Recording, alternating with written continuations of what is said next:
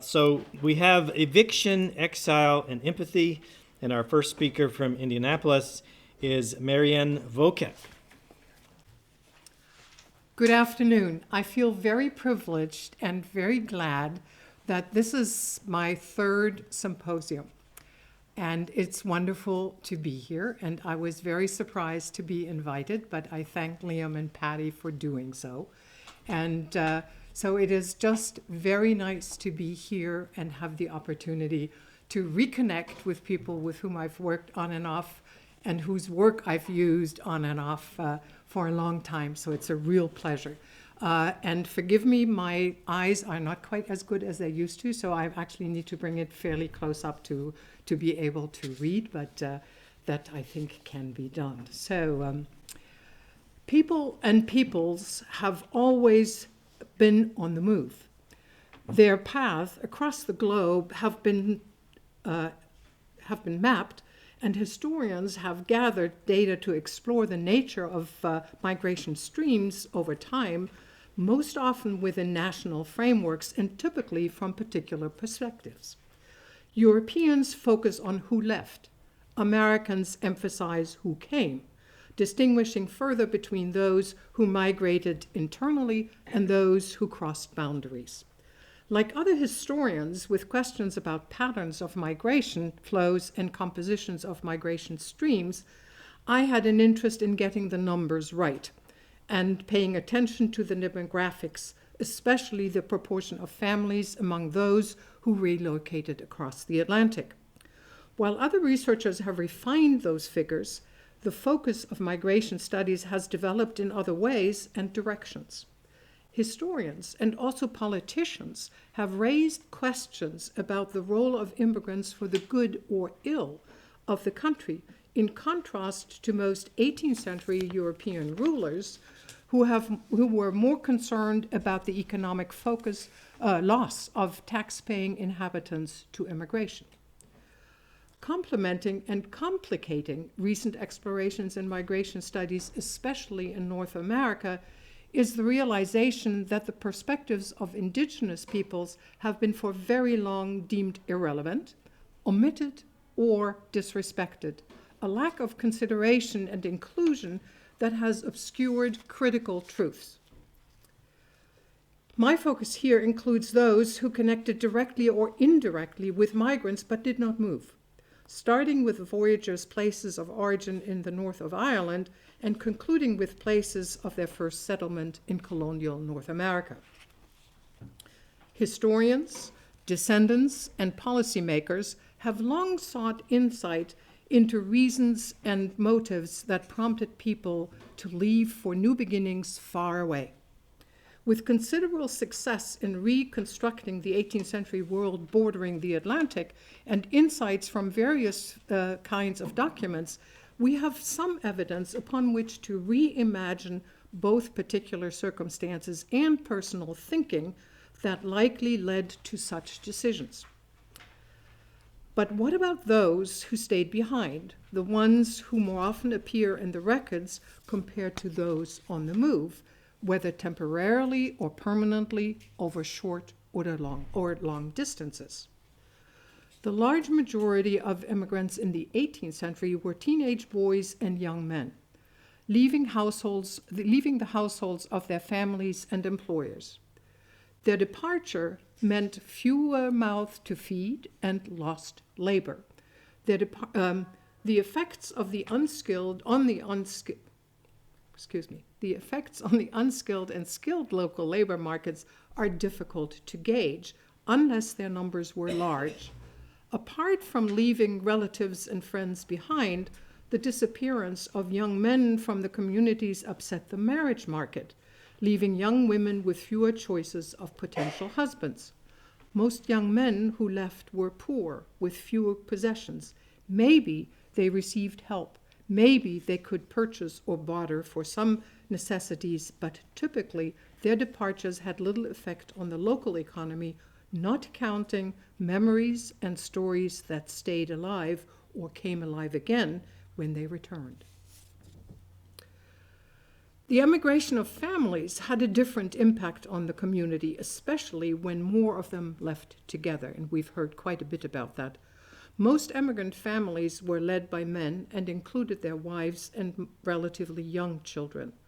While their leave-taking took many forms, reflecting their role in the and customs of the community, first preparations to leave and then their absence changed the neighbors and neighborhoods they left behind in material and expressive ways. Moving a family required resources.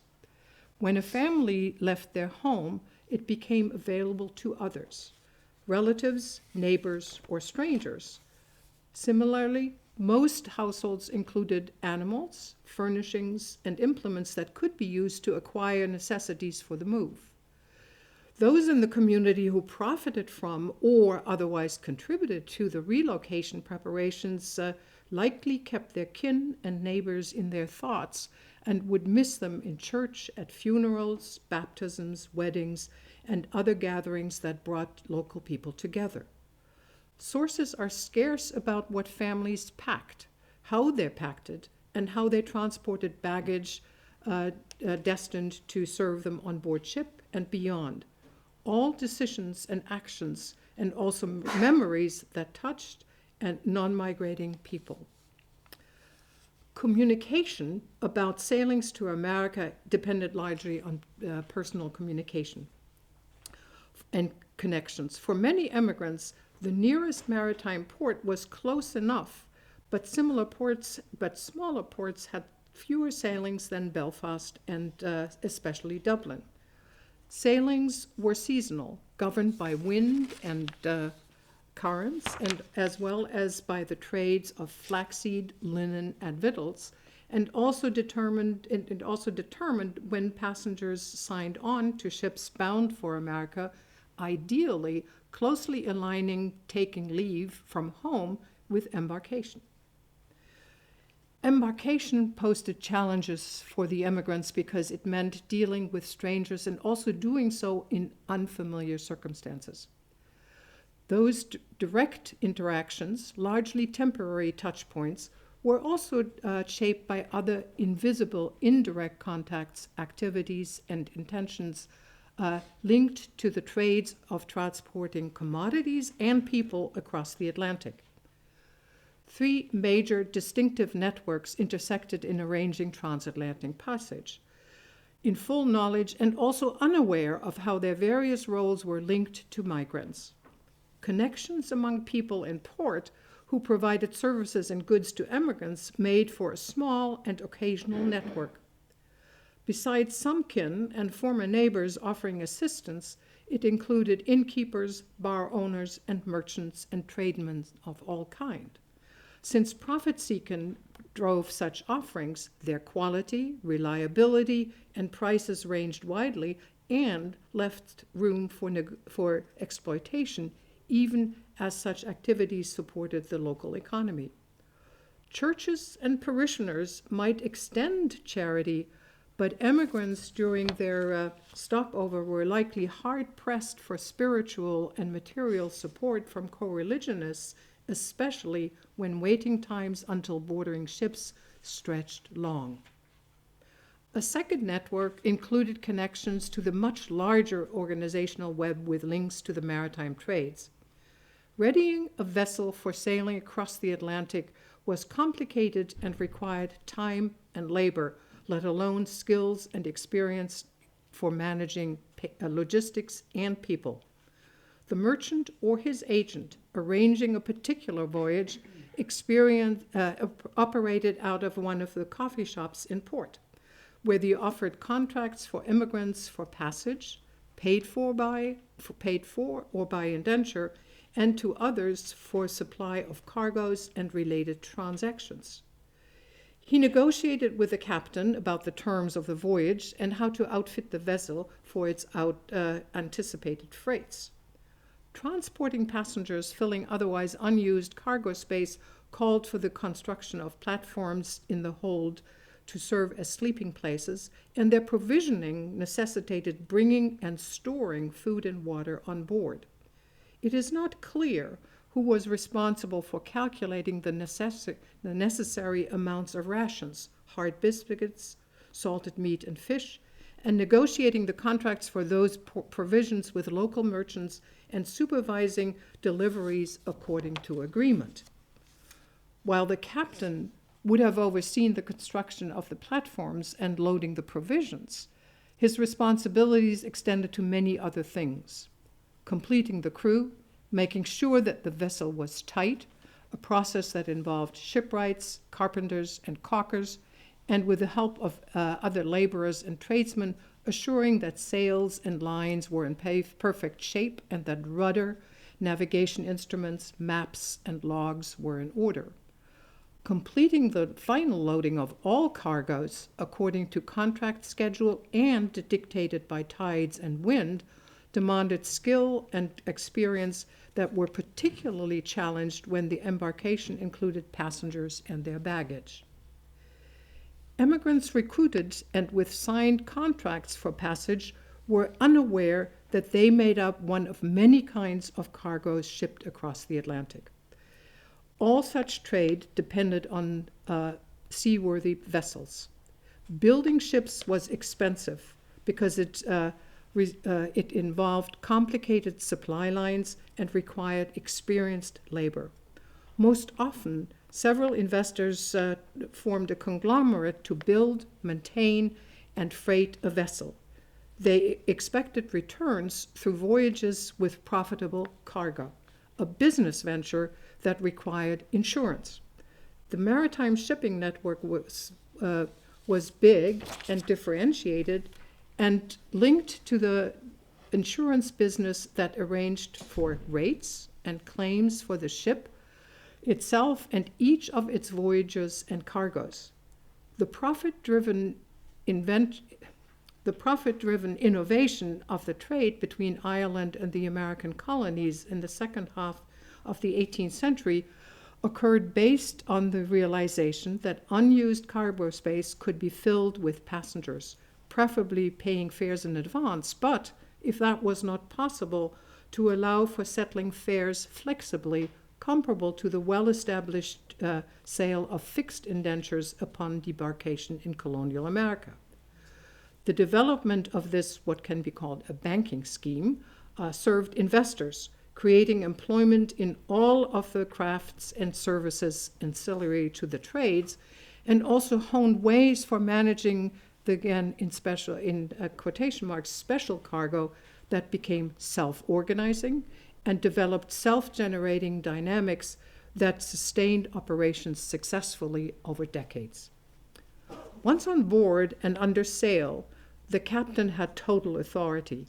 The passengers' experience varied enormously.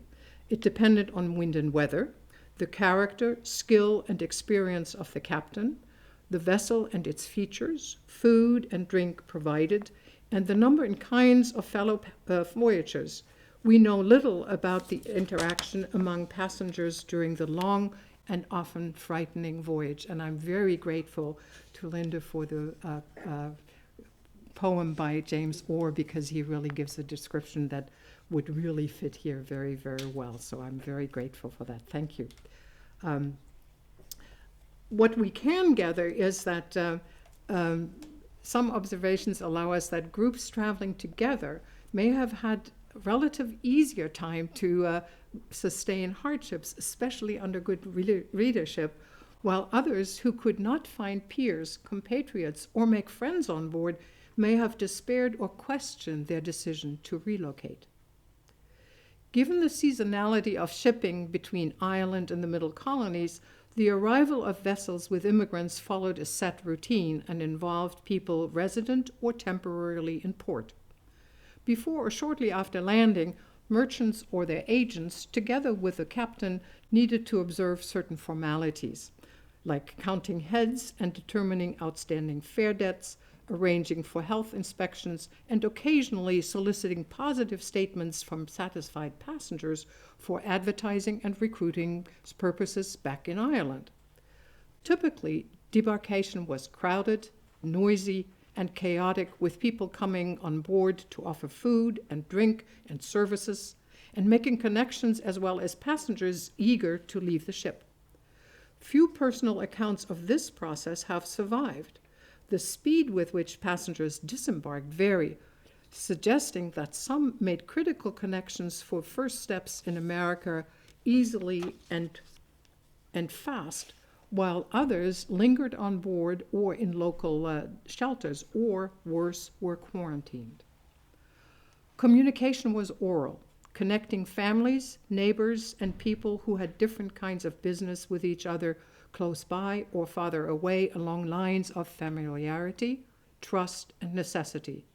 How such communication actually worked is near impossible to gauge. Markets, church gatherings, taverns, and inns were all prime places for information and gossip. Language and names were distinguishing indicators, as was the disclosure of place of origin, thereby defining information networks along background distinct lines. While the arrivals of ships and their cargoes was published in local papers, information about vessels with passengers from Ireland was more widely accessible to public houses and in coffee shops. The ports attracted and served people in search of kin, former neighbors or compatriots, and also those interested in offering and obtaining labor secured by indenture. Such indentures were easier done for those with resources, difficult for those unfamiliar with the place and unable to know who or where to ask for help. Charity toward impecunious foreigners was selective and much stretched when numbers of immigrants were high and times were hard for the local population, circumstances ripe for prejudice and tension, if not hostility.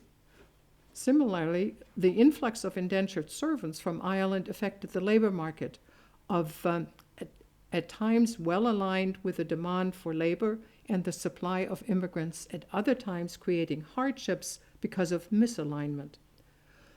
Passengers free to seek on their own for employment or eager, if not ready, to make their ways to the port in the port city or settle in its hinterland, added also to the networks along which immigrants left their mark. While records suggest desire and need for connecting with family, former neighbors, or compatriots, the evidence also suggests that not all immigrants made those connections. As a result, adjusting to new places happened in many different situations, all of them combining two hybrid ways of experiencing and acting in colonial America. In the eyes of some colonists, Irish immigrants and settlers were foreign. Others saw them as strange, but no different than themselves, striving for making a decent living in new places. Others yet, especially in areas remote from the coast, developed hostility and behaved accordingly in reaction to the loss of land, health, respect, and independence they had suffered at the hands and machinations of early European colonists and settlers and generations that followed. When and as indigenous people and settlers of European descent encountered each other, their perspectives and experiences were different. One set of people intruded on others. The intruders, ignorant and oblivious to the nature of their invasion, first confronting, then attacking the native stewards of the land, unaware and uncaring about the existential threat for the increasing numbers of newcomers from the East presented. Pioneers and patriots signified self-centered and self-serving perspectives of immigrants, colonizers, and settlers, and the generations of their children. The willful and almost complete destruction of indigenous lives, lands, and cultures has only fairly recently been documented and acknowledged in the literature, but it is still far from making up critical themes in the narrative fabric of mainstream American history. As an immigrant and historian, I have remained fascinated by the connections of people and peoples across the North Atlantic, and have searched for a metaphor that could capture the dynamic nature of that population movement, transforming the lives of the immigrant and also shaping their old and new worlds. In closing, let me suggest an orchestra as that image.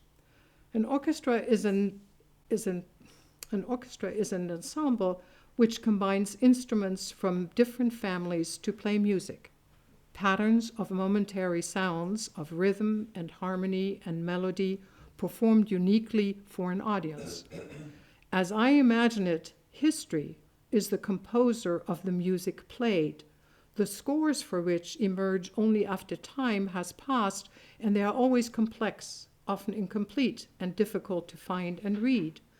Consequently, any historian who takes on the role of conductor becomes interpreter and translator, rendering such performance distinctive with varying degrees of acceptance, pleasure, and maybe calls for future recitals and pieces from the listeners.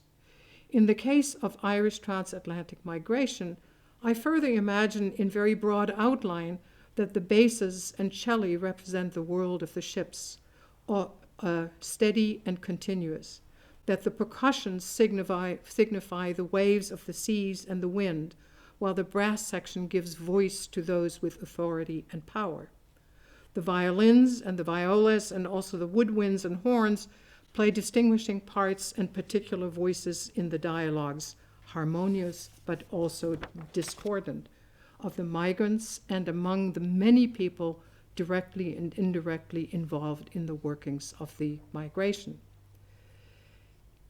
As to the musical pieces' themes and their variations, melodically, rhythmically, harmonically, individual conductors choose the genre and arrange individual themes and their developments in a specific order, rearrange sections and add players, emphasize particular instrument groups at different times, provide room for soloists, and also variably devise structure, tempo, pitch, strength of tone, thus creating a singular performance that resonates changeably with different audiences. In my mind and ear, I can identify folk tunes of the Irish countryside and hymns of the churches evocative of emigrant stories, the soundscapes of different but always crowded and noisy ports, and over time, the introduction of unfamiliar tunes and instruments.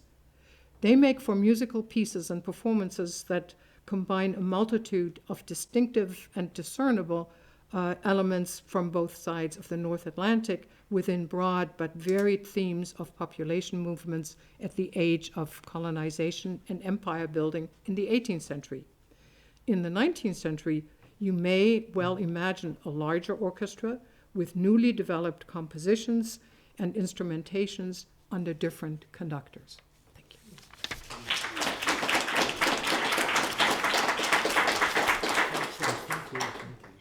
Thank you so much.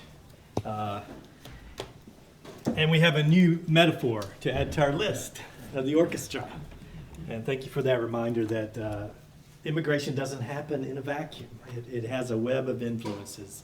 So our next speaker is Professor Nina Ray from Boise State University.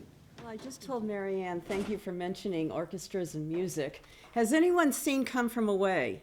No. Yes. I've seen it 37 times. Right. 4 days ago in Dublin. And if you want to see it, it's coming to Belfast starting June 25th. I've seen it in 4 countries. And this is about Come From Away, the musical, but just what it represents about the Irish influence in Newfoundland. And I'm hoping to share some of the music with you. Fingers crossed. Okay. So if you don't know where and it's Newfoundland, as they tell us, understand Newfoundland. Anyway, that's how it's said. There's actually a joke in the show with, well, here we are in Newfoundland. No. But this is also a little bit about the Maritimes in Canada. And it's about linguistics and about the Irish accent that's found in Newfoundland. And I'm just reporting what I did in my research. So when I get to the Northern Ireland connection and I say some words wrong, I'm sorry. Supposedly there are words that go back and forth and there's this connection. And we'll see it soon. I'm going to skip this slide. I was hoping with this embedded link we could see sort of a few minutes of the beginning, but I'm skipping to the end where The best new musical is the incredible. that's not what I wanted. But this is the finale. And again, I'm no Irish music expert, but this sure sounds like Irish music to me. How do I do this?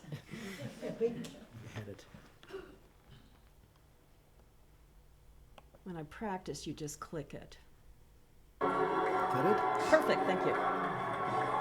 So the end of the show, and the band comes out.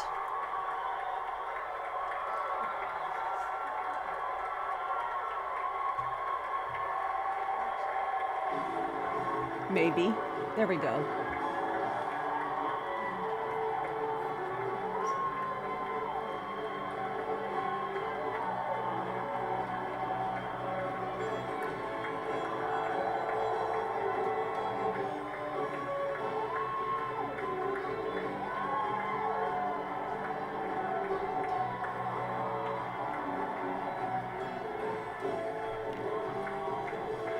Just a little bit. Stop it. Can I just hit the next slide? Yeah. So you'll recognize some familiar instruments. And yeah, I can take it from here, I think. Thank you very much. So I've been to Newfoundland many times, actually seen the show in Newfoundland, which is a really, really special treat. But I contacted recently the director of the Center for Newfoundland Studies and said, this is what I'm doing in June. Can you help me? 5 pages of research links later, she was very, very kind, so I've just summarized that real briefly. But here are some quotes from her. The Irish influence in Newfoundland is visible in everything. Our food, our dance, our customs, our dialect, and our religion. It's not even separate, it's all entrenched. So the show, if you don't know about the show, takes place in Gander on September the 11th. So a musical about September 11th sounds really, really strange. And there are some crying moments, but there are some very funny moments as well, because it's about this small Canadian town that welcomed the world, because U.S. airspace was closed, and the Canadians had to help out. So you can see kind of on an average day what Gander Airport looks like. And it's not the most extreme example, but on the other side, you can see all the planes lined up when they had to land in Gander on that very important day. I'm a business professor, and so I always care about the marketing and the business aspects of it. This has done so much for the town of Gander. I mean, I met 4 English ladies that told me there was a UK-Ireland tour. They had come all the way from England to see this in Gander. So people come from all over the world to come from away, if not when it's in Gander, but at least Gander. There are posters all over town about, this is the spot in Come From Away where this happened. On a sad note, an ominous note, it is one of the few places outside of the United States that has steel from part of the World Trade Center. And I know there are other places too, but they're very, very proud of this. And it is very moving to see. Back to the tourism, there are real people in the show, and I've met some of them, and I've got some of their photographs coming up.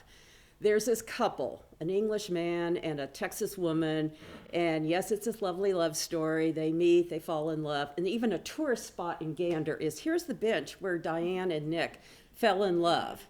And it's a beautiful sight to begin with. This is the Dover Fault, where supposedly millions of years ago, Europe and North America collided and then separated again. But it was kind of fun to see the bench where Nick and Diane fell in love.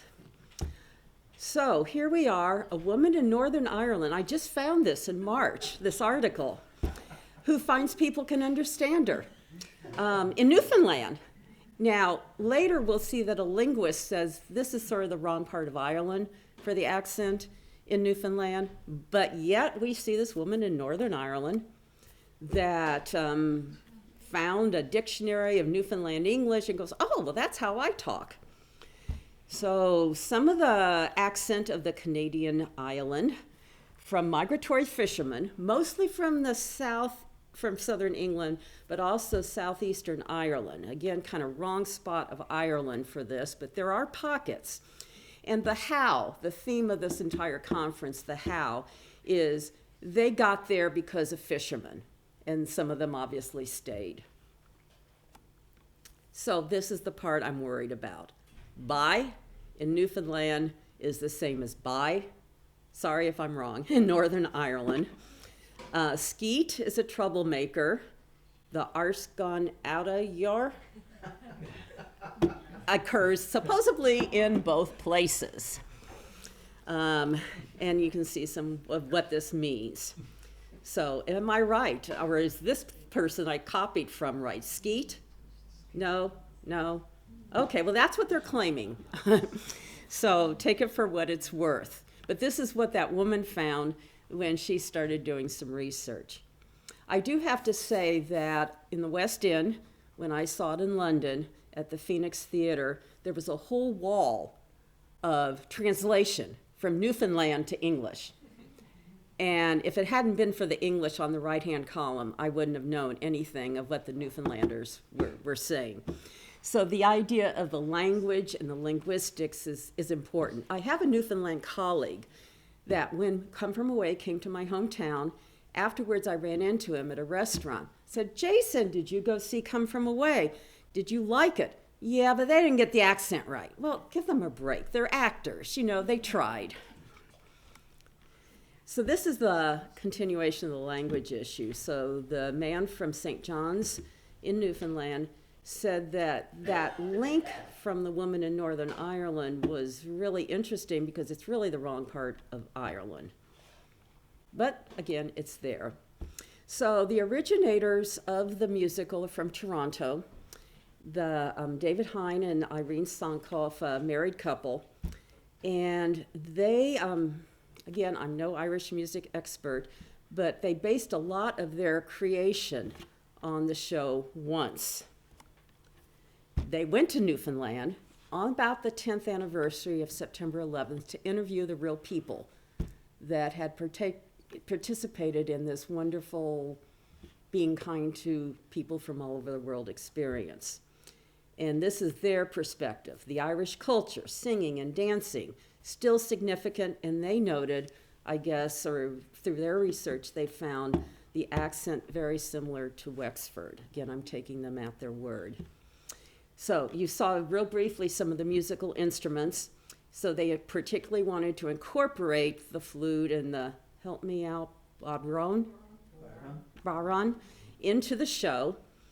And I didn't even know this because I'd seen it so many places, but I hadn't seen it in Ireland yet, that before it even went to the West End, they brought it to Dublin because of that Irish connection. So Come From Away is anyone who's not there. If you're from Toronto, you're still come from away. I don't know if you're from Nova Scotia if you've come from away. I haven't quite got that down yet. But like anything else, some people have to ruin it. Should we ban the phrase come from away? And I think somebody running for politics in Prince Edward Island asked if that's the case. And basically the answer is no, we're not banning it. It's part of what we say. It's not isolating, it's welcoming, and it would be so boring if we took this phrase away. Somebody says come from away is great. Shows we love being here. Here are some, I've enjoyed the personal observations over the last few days. And just apart from this, I'll quickly say I love following Marianne because she lives in my hometown of Indianapolis, Indiana, even though I live across country now. And this happened in Indiana a couple months ago, about an hour away from where William Ray, my Ulster ancestor, is buried. So it's his fault.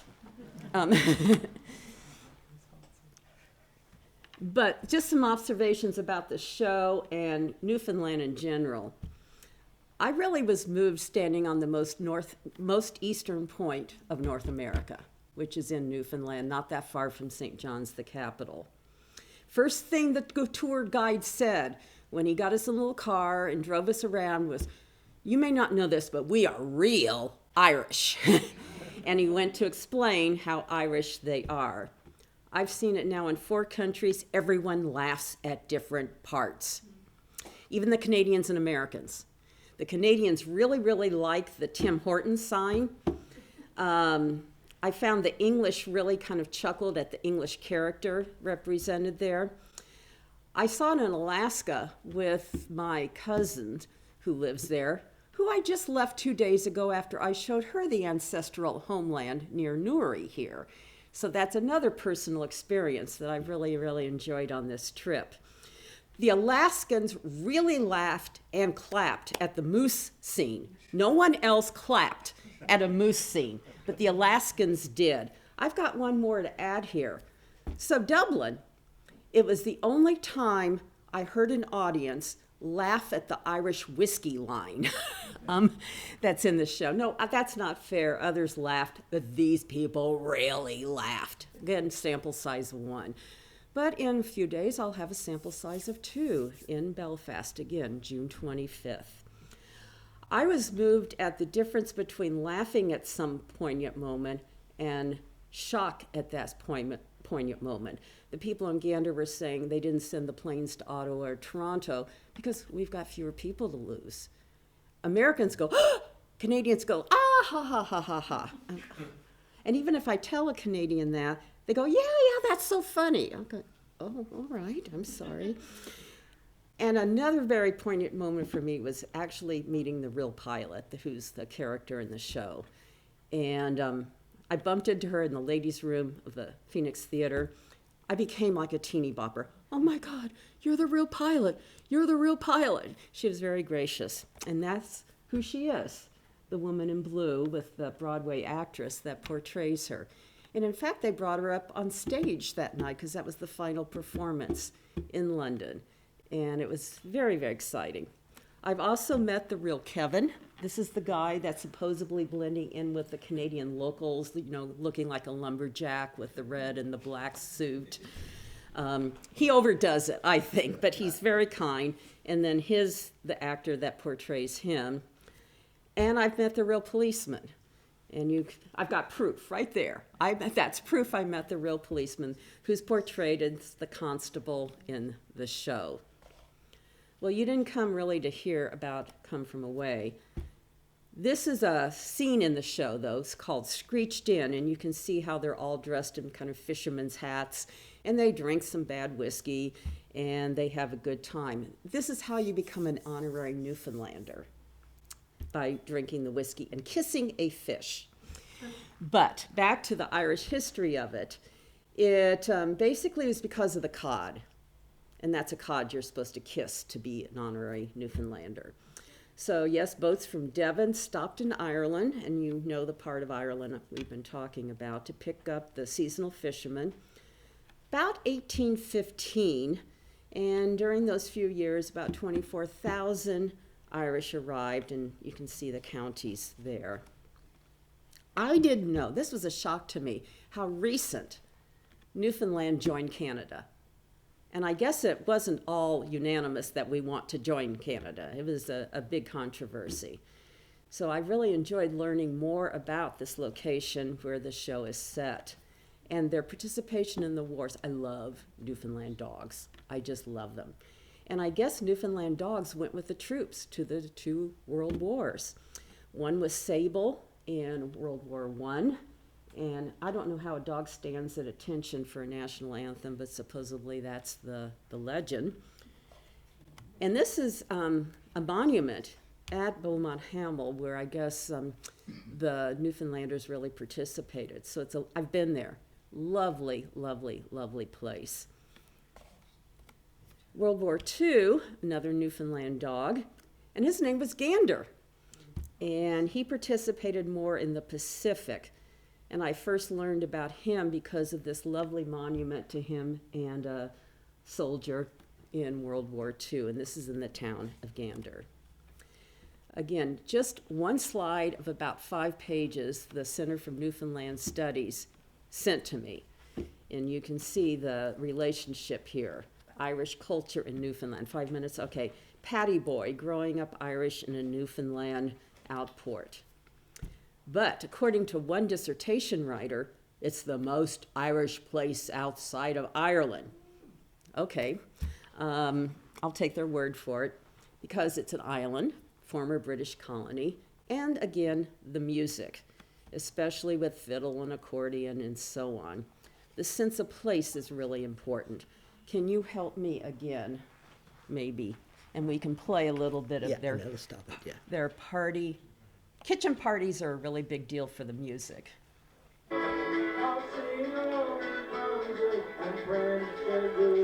And I've got one more music-ism. Thank you. Does that go to the next slide? There, that's what I got. I don't know, do the Irish have ugly sticks? Newfoundlanders do. And an ugly stick is this stick with a boot on the bottom that you pound on the floor. And one more time, if you can do that for me. Well, this funny looking thing here is called, well, we call it the ugly stick.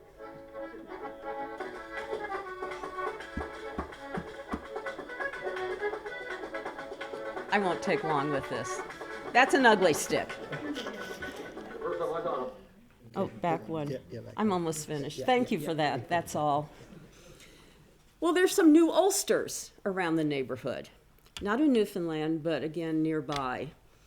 So the founders of Londonderry, Nova Scotia, families you can read from Donegal, Derry, Antrim, wanted to name a place in Nova Scotia called New Ulster. This is just when the French were kicked out and the English came in, and they thought the Ulster Scots were perfect for the job. In 1761, an ad in the Belfast newspaper called for industrious farmers and useful versus not useful, I don't know, mechanics. About 500 Ulstermen went. And there's the map of the little red spot. You can see in Nova Scotia where New Ulster was supposed to be. I don't think New Ulster, it was ever called New Ulster. But there's a New Ulster too. Imagine this. Some Canadian guys that like politics were upset with the politicians of the day. So, since they all have Scots-Irish heritage, they decided to create their own country. And they wanted to call it Ulster, New Ulster. So two of the three founders of this new country, I suppose, have the Scots. I don't think Canadians use the term Scotch-Irish, so I won't use that this time, but have the Scots-Irish heritage. And at least back in 2021, the new country has a population of 20 with their own flag and coat of arms. And it's kind of just outside the capital of New Brunswick. And this is getting real close to the end. I only know one of the two names on this. I guess a very famous Canadian journalist. I know Jordan Peterson. I mean, I don't know him personally. I've heard the name.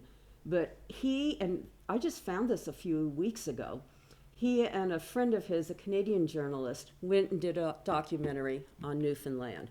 And you can see some of the sense of place quotes. Experiencing beauty, to see the past is still alive and preserved. It's a persona, it's a presence. There is no place that has so magnetic a hold on the people who grow up here. And where the picture is Signal Hill. Somebody mentioned Marconi earlier. This was the first transatlantic communication between Europe and North America, and that's where they're standing. I promise I'm not going to sing these, but I love these lyrics. Welcome to the Rock. That's Newfoundland. If you come from away, you'll probably understand about half of what we say. They say no man's an island, but an island makes a man, especially when one comes from one like Newfoundland. Welcome to the Rock. And if you're hoping for a harbor, you'll find an open door. And I have found that. I just love the Newfoundlanders, and I love Newfoundland. I'm going back in September to see Come From Away there. And there was a link here to the trailer, the official UK-Ireland trailer, but it's since been taken down, so I'm not going to bother with it. But that's the Phoenix Theatre. It's also Australia. A friend of mine saw it in Australia. And she agreed that everywhere else in the English-speaking world, other than Canada and the United States, what happens is when this one journalist in the show says, Tom Brokaw interviewed me because I had all the footage. Tom Brokaw, but nobody else knows who Tom Brokaw is, so it becomes Oprah Winfrey, another change that they make from one country to the next. June 25th, Belfast. So I'm done. Thank you very much. Lots of merchandise you can buy. I got this in Dublin. I got my shirt in. Thank you, Nina. That was fascinating, taking us in newfound directions. But I think you have made us all want to see the musical. Has anybody else seen it? Yeah. Okay. More than one? Well, thank you very much. Well, our final speaker is batting cleanup in American baseball lingo. He's bringing us home Dr. Donal McAnallen from the National Museums of Northern Ireland. Welcome. Thank you. First, I need to explain my discourtesy to my fellow speakers and others for constantly shuttling in and out the last couple of days. I have a newfound empathy with the famine immigrants of 175 years ago trying to negotiate their passage. I have been in contact with my car broke down on Wednesday evening. I have been trying to negotiate with an agent, an insurance agent, to get assistance with but NI Auto Assist have refused to assist the migration of my car from its current location, so that's why what all the phone calls are about. Anyway, so this is a case study of assisted migration from my own area in County Tyrone, near Armagh as well. But it arises from the initial research of my father, who had writing an article on this. He made the mistake in January 2020 of asking me to edit his article of about 8,000 words. By the time it actually finished the initial 1845-50 period, it was 38,000 words and too big to publish as a journal article any longer. And he died a couple of years ago, so I'm going to get this published as a co-authored thing. So it's a case study of a local assisted immigration scheme of 1849 as an example of how contrary to popular perception, did indeed hit Ulster hard, and particularly why the population was reduced so much. And my father was fascinated by this subject because he didn't know there are no evidence of famine graves. It's not even in popular folk memory. And it's also in the context of the congestion in the land and high sectarian tensions, which adds another prism to this. So the Powerscourt estate in Tyrone, such as it is a small one. It's around, there it is there. There are other Powerscourt estates. The main one is in County Wicklow. The highest waterfall in Ireland is there. You have to go to pay to see it. It's a very well off part of the land. There's also a portion of the Powerscourt estate was in Wexford and a little bit south Dublin, but this is the Ulster part. So that is, but essentially Benburb was the administrative headquarters. It goes right up to the edge of what's now part of what is the Moy, and the more recent village of Eglish is also within it. But the significance of this is that this was the corner of a corner of the Linen Triangle. So a huge increase in population, early 19th century, and there were sectarian tensions mixed among this. Everybody thinks that the foundation of the Orange Order was actually North Armagh, but if you think of the warrant numbers for Orange Lodges, 4 of the first 6 were actually in this part of Tyrone.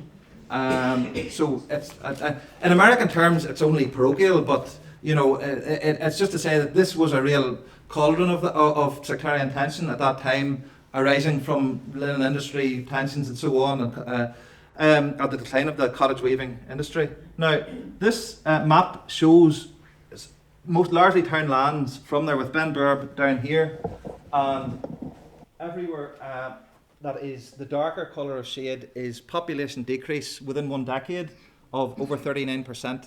And the ones that are the middling shade are 33 to 38%.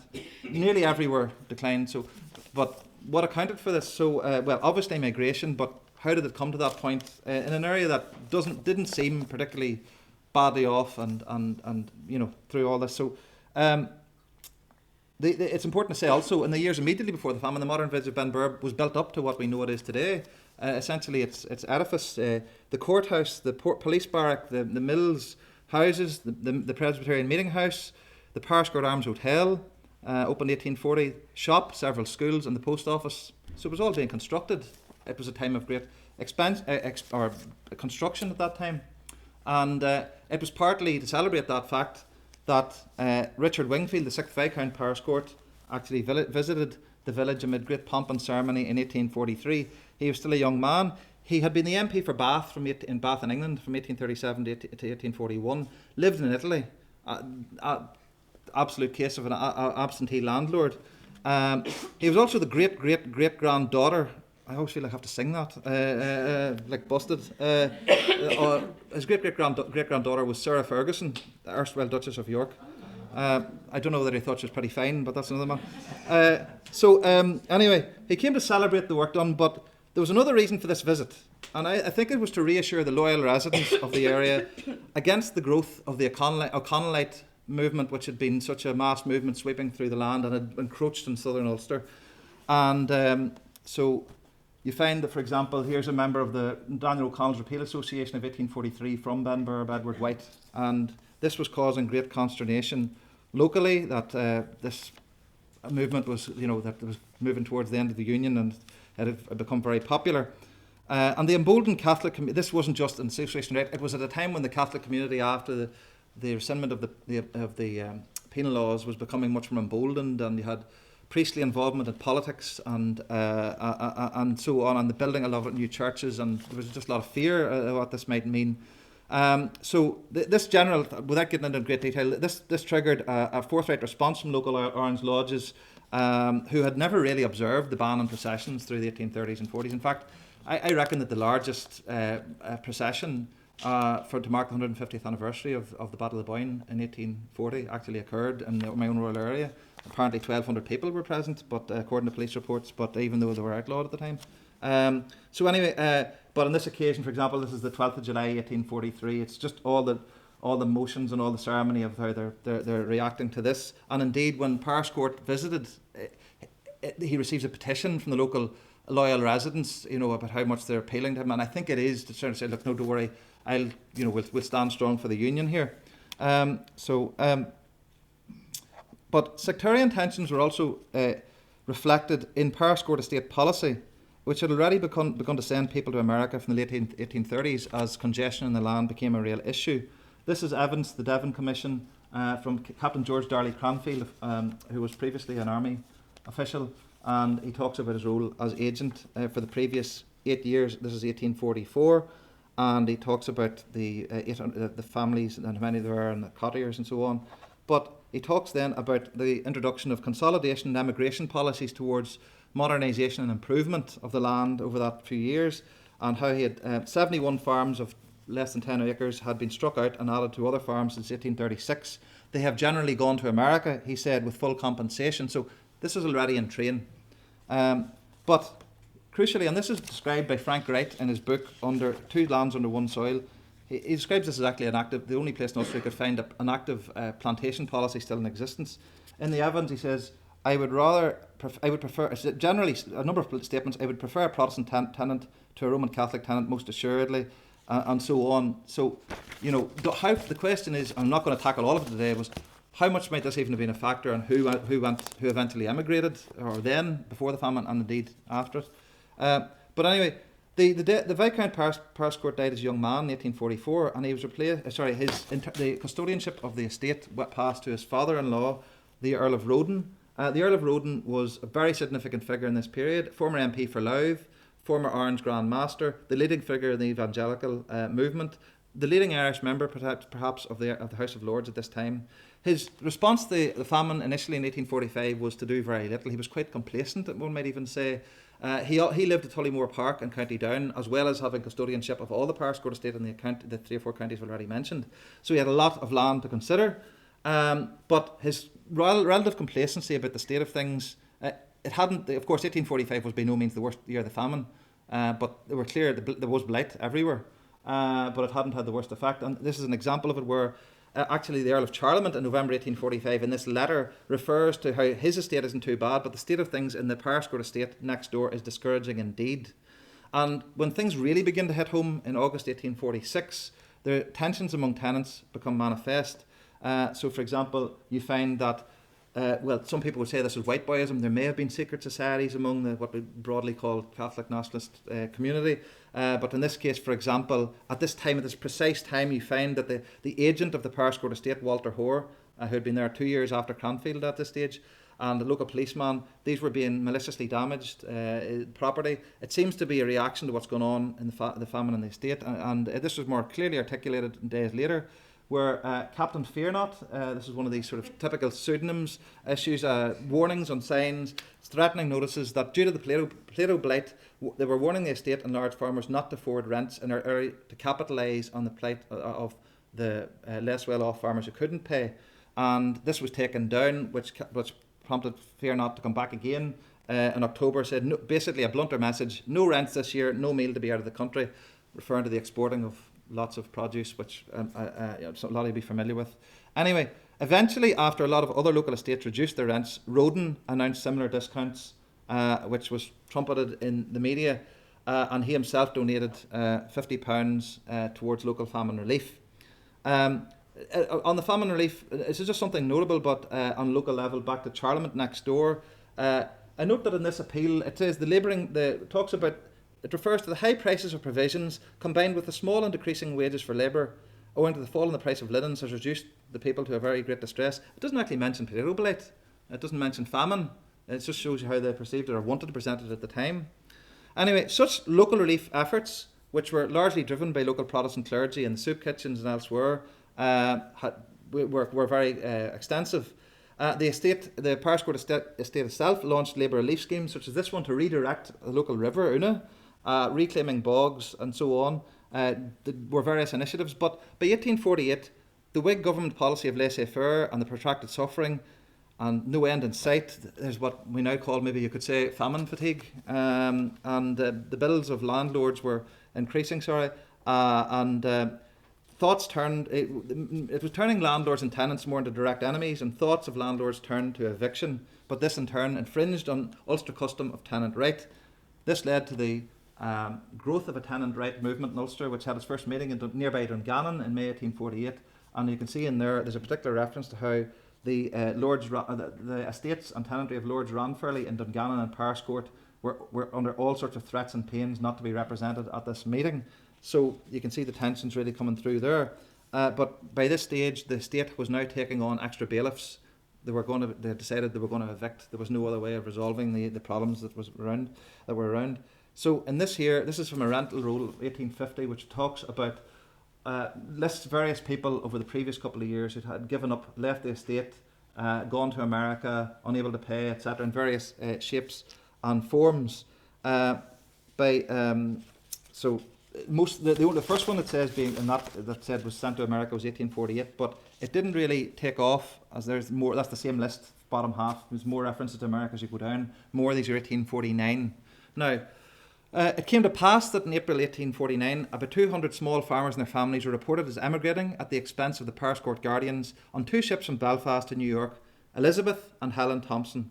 Both sailings were advertised beforehand in the daily press. The agent was David Granger of Dunbar's Dock, Belfast. Now, the significance of that is, unlike some other assisted emigration schemes, the initiative didn't. The ships weren't booked or chartered by the estate. They were using ships that were already advertised. So Walter Hoare, the agent, didn't actually charter them. A total of 448 passengers arrived at New York on these ships. Very little detail about how they came to be selected. How many, because it was generally open, a lot of them may not even have been tenants of the local area. Some of them could be just from Belfast or that anywhere between. We just don't know. We can only try to guess or identify names. And we've no record of departure numbers from Belfast, so we don't know how many, if any, died on the ship, if any did. But it was obviously a huge task to arrange so much within a short time. It required tenants to make a snap decision. It was a finite offer. They would never return home. It was a big decision to make. A lot may have been only too glad to escape.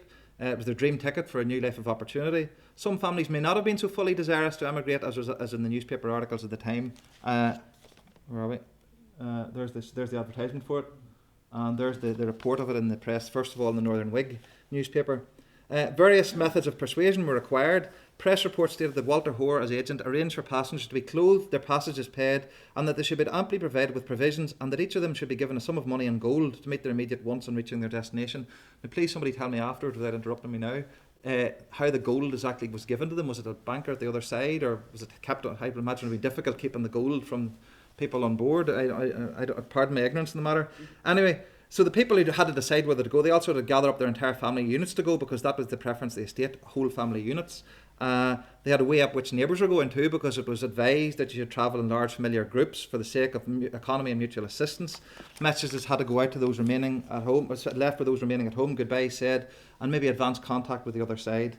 Now, the man who was appointed to oversee this was Robert Wilson, who's mentioned there. He also was the hotelier and shopkeeper and everything else in Benburb, and he secured the boarding for the passengers and ensured they received everything they needed for the voyage, or for their voyages. Presumably escorting them by train, and listening to Ron earlier, the train from Armagh opened in train line from 1848, so that helped this whole arrangement too. So his presence was vital to prevent anyone from skipping offside prior to departure, or getting left behind, or indeed falling foul of pilferers or fraudsters, of whom there were many.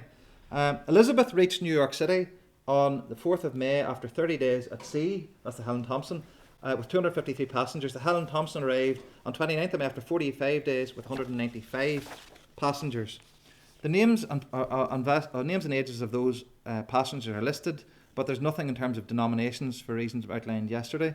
Over 152 passengers, over a third of the total, were drawn from 20 family groups. These family groups, or at least what we can guess are family groups because they're the same surname, but it doesn't say son, daughter, etc. Included up to 12 each from various families. Some of them had just a mother or a father. Maybe they were dead. Maybe the absence of a wage earner helped to explain the migration. Maybe the father or mother came out later in some cases. The voyages on these ships may have been cramped on a steer, but we may guess not horrific compared to others. Hannah, a ship that went from Warren Point to Quebec in April 49, hit an iceberg with a loss of 49 lives, mostly from Forkill, South Armagh. Cian McMahon calculates that over 97% of Amman emigrants made it to their destination, but the advertisements for these ships emphasised that lessons had been learned from previous tragic voyages.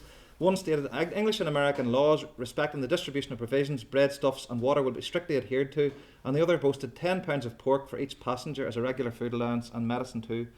448 people reached New York, which suggests that there was a low rate of mortality, but again we can only guess. But of course that was only the start of the struggle for a lot of them. The publicity of the scheme makes no reference, that is showed in the newspapers, no reference to land clearance, consolidation or financial benefit. Despite the avowed policy of Agent Cranfield back 5 years earlier, the Devon Commission, preferring Protestant tenants, there's no clear proof that there was any sectarian element to the selection of smallholders. We can only surmise from names that it was probably Protestants and Catholics alike, and possibly in equal numbers. If there were other similar schemes in other neighbouring estates, including the Charlemont one that I mentioned, indeed two with my own surname, were on a similar journey to Australia around the same time, but we found them with different spellings of surnames today, but that just emphasises how difficult people can be to find. The Armagh Guardian in May 1849 referred to the bleak 3 miles of wasteland between Benburb and Armagh, which referred to so many homesteads being swiftly abandoned for a mass immigration. 7 town lands, it said, with an area of 1,000 acres are totally unoccupied. Some 2 or 3 years ago, this district was inhabited by a comparatively wealthy population. The baneful effects of legislative blundering, increasing our taxation bill, decreasing our means of paying it, are beginning to exhibit themselves in the Black North. Again, no reference to famine. But anyway, over the 1841 to 51 period, the decline of the population within the estate was 1985. It was said in the reports that 30 or 40 others from the same estate families will shortly be sent out in a similar manner, but in the list that I showed you of those who were struck off and so on, that only 6 of those 22 heads of household were actually on this passenger list, so they must have been sent out at other times, but I can't find the records. So this would suggest that the total number sent out over time must have been closer to 500.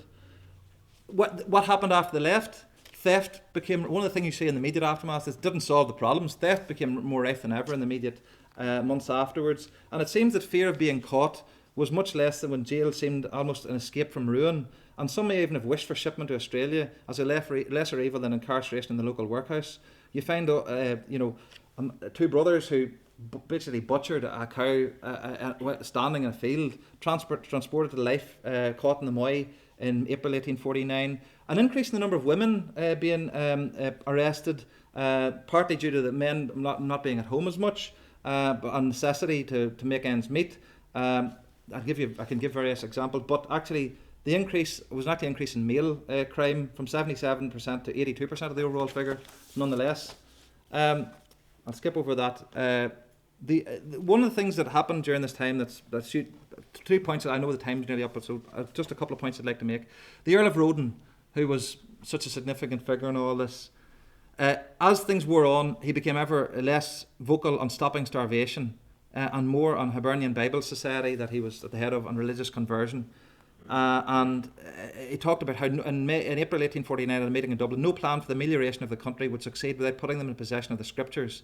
And he railed against the rate and aid in the House of Lords in May 1849, and not for the first time bewailed how landlords were being ruined by all this. Now, having said that, in 1853 the estate did a stock take of its wine and found 2,400 bottles of vintage claret and sherry in its Wicklow cellars, some of them spoiled.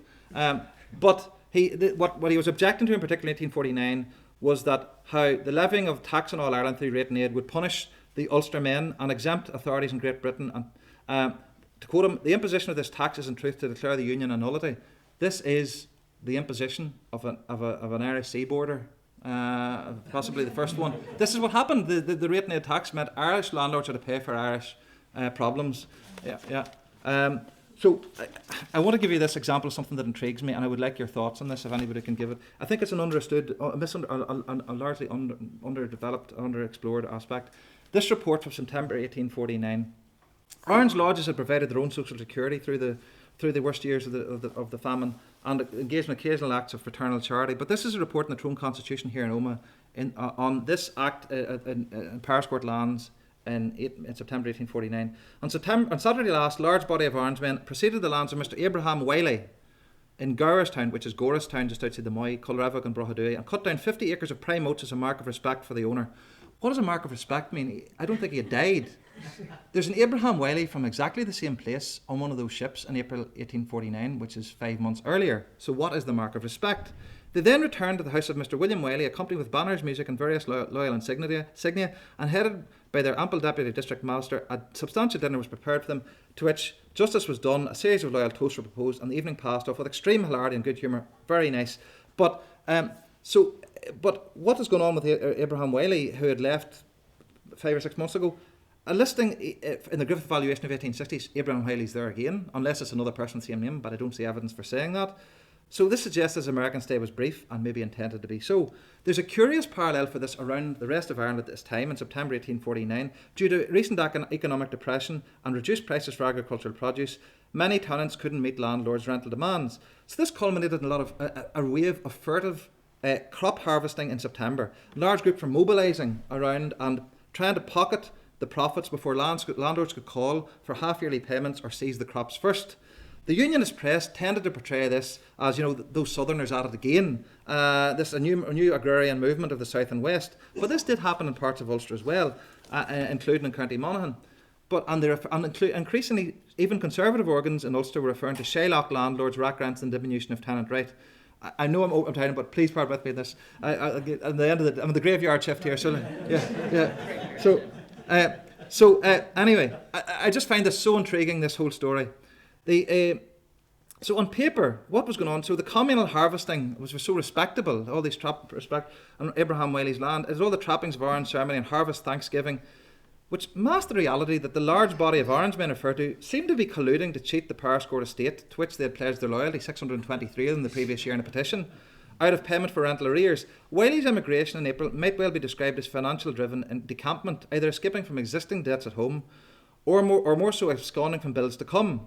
The Downpatrick reported that Lord Russell, the Prime Minister's rate and aid scheme, was driving out some of our farmers out, but we can safely affirm they did not leave the country with empty purses.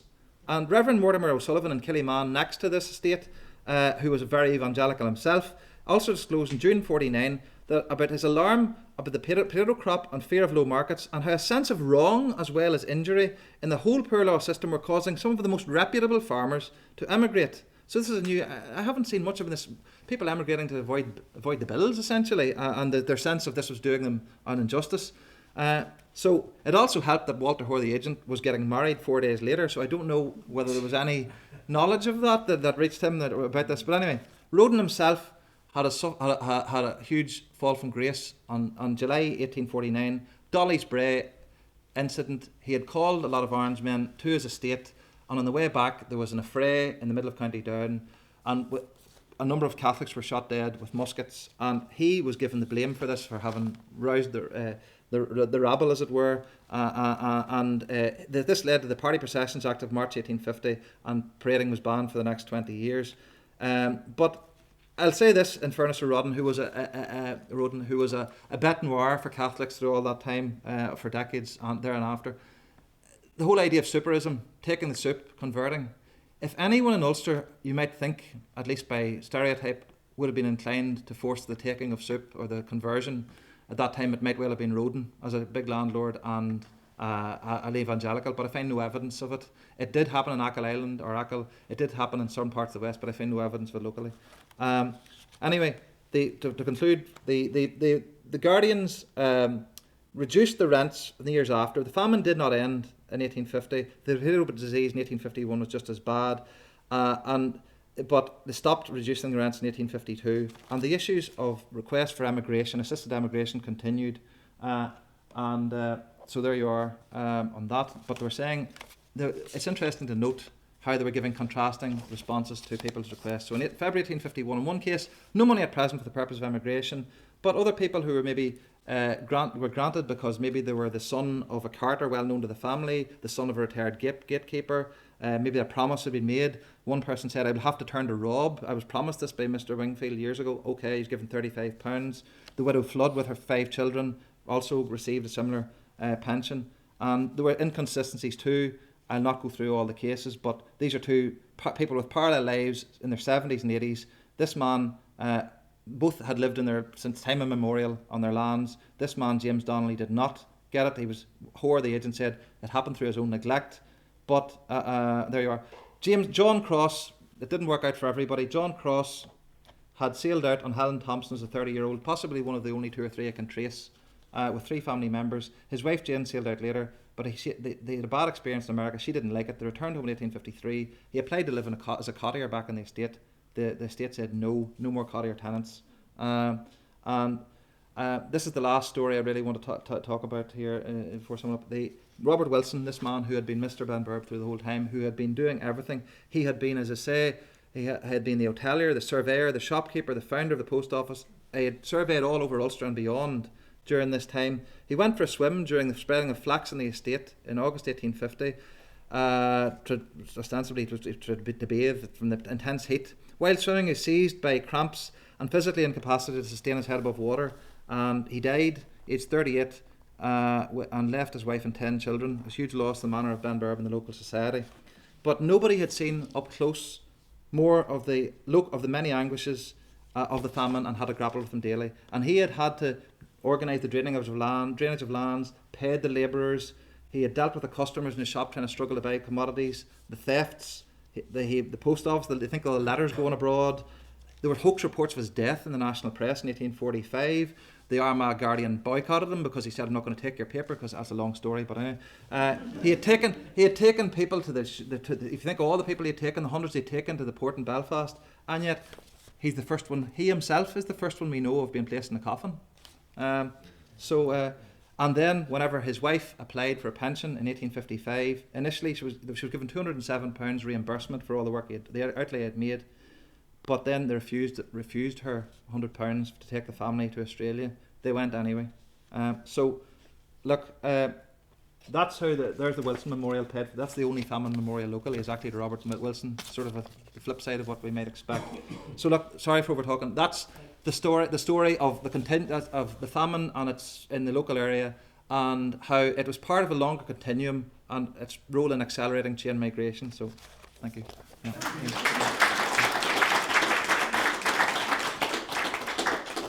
Thank you very much for bringing us home. 3 very different papers, but I learned so much from all 3 of you. and it's sort of representative, I think, of the entire conference. I mean, there's so many sides to the story of Ulster American heritage, and it's been a great delight.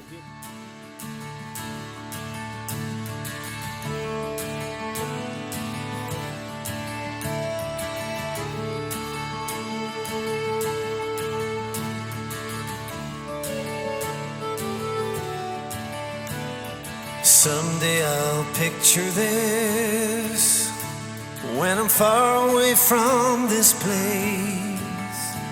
There'll be oceans divide us, but I'll keep inside me this time and space.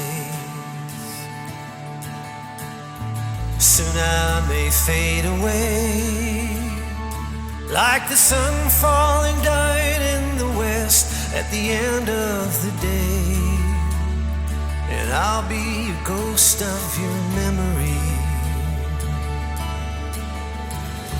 Some say the heartbeat and soul of this land are like waves that wash on the shore. But the blood in my veins pushes me to believe there has to be something more. Now is the hour, now is the day. Take what we gather, set on our way, and hope for what's better. That's what people say, but words can't do nothing to keep tears away. We'll come by the mountains, cross over the streams, walk in the footsteps of others who've dreamed. Take your bag from the fire, your coat by the door, keep a light in the window, home, to find our way home.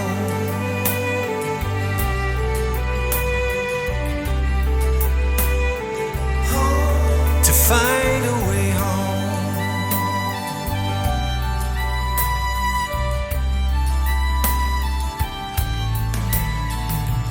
One day I'll learn to breathe,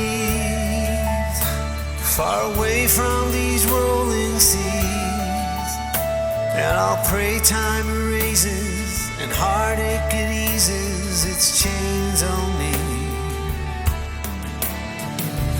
It could be London, Glasgow or New York. You pass me by on the street, like a word on the page, fading with age, that I've written but no one will read. Now is the hour, now is the day. We take what we gather and set on our way, and hope for what's better. That's what people say, but words can't do nothing to keep tears away. Come by the mountains, cross over the streams, walk in the footsteps of others who've dreamed. Take your bag from the fire, your coat from the door, keep a light in the window. Take your bag from the fire,